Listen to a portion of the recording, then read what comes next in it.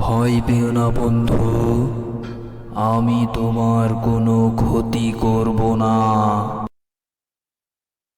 আমি হলাম এই মরা পাহাড়ের জীবন্ত পাথর। আমি অনেক বছর যাবৎ তোমারই অপেক্ষা করছিলাম, কেননা এই মরা পাহাড়ের অভিশাপকে কেবল তুমি খণ্ডন করতে পারো। কিন্তু এই পাহাড় এমন অভিশপ্ত হলো কিভাবে, সেটা তো আমাকে বলো। আর আমি বা কিভাবে এই অভিশাপ থেকে এই পাহাড়কে রক্ষা করতে পারবো?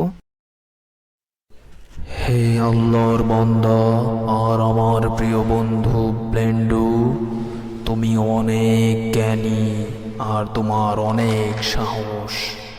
তুমি সঠিক প্রশ্নটি করেছ। আগে এই পাহাড় সজীব ও সুন্দর ছিল, কিন্তু পানসার বামন তান্ত্রিক তার তন্ত্রমন্ত্র করার মতো কোনো জায়গা পাচ্ছিল না। হঠাৎ একদিন তার দৃষ্টি পড়ে এই সুন্দর পাহাড়ের দিকে।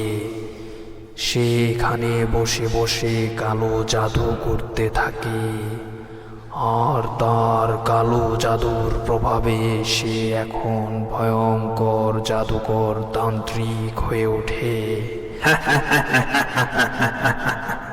আমি সেই পানসার বামন তান্ত্রিক জাদুকর পুলু। আমি সব করতে পারি, সব।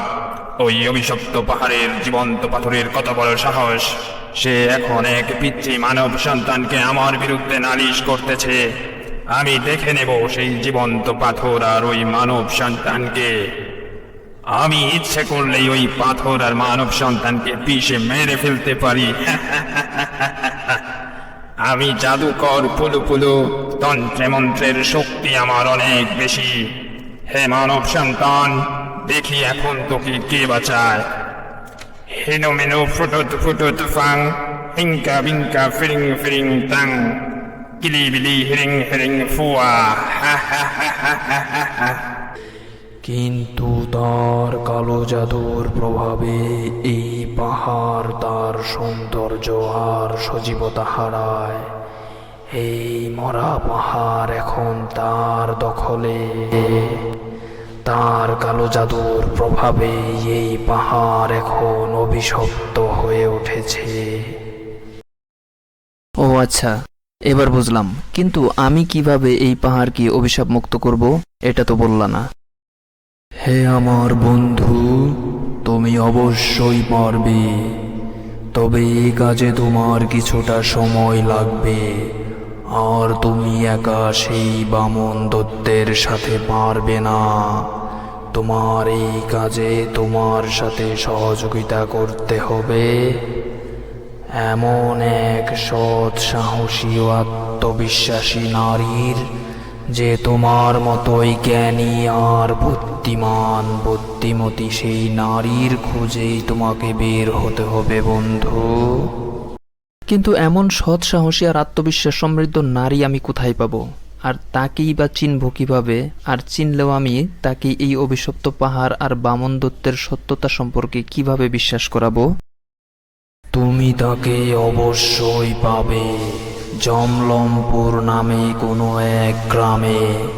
কিন্তু বর্তমান আধুনিকতার সাথে তাল মিলিয়ে সে নিজের সৎ, সাহস আর আত্মবিশ্বাস সম্পর্কে সচেতন নয়।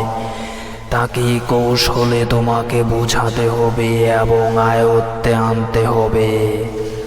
আর হ্যাঁ, তুমি তার ওখানে গেলেই সে তোমাকে অনেক রকম প্রশ্ন করবে, আর সেই সুযোগে তুমি তাকে এই পাহাড়ের বিষয়ে বলে দিও। কিন্তু বন্ধু, তুমি তো এটা বললে না যে আমি তাকে চিনব কিভাবে?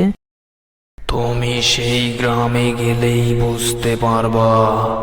আধুনিকতার ছোঁয়ায় সে নিজের অস্তিত্ব বিসর্জন দিতে চলেছে। তার হিতাহিত জ্ঞান এখন ঠিকভাবে কাজ করছে না। সে আধুনিকতার মোহে পড়ে আছে।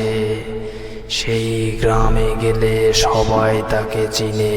তুমি কোনো না কোনোভাবে সেই মেয়ের সন্ধান পেয়ে যাবে, আর সেখানে গেলেই তুমি বুঝতে পারবা যে তুমি কার সন্ধানে সেখানে গিয়েছো। ঠিক আছে বন্ধু, আমি তাহলে বিদায় নিচ্ছি। খুদা হাফেজ, দেখা হবে আবার। খুদা হাফেজ বন্ধু, দেখা হবে আবার।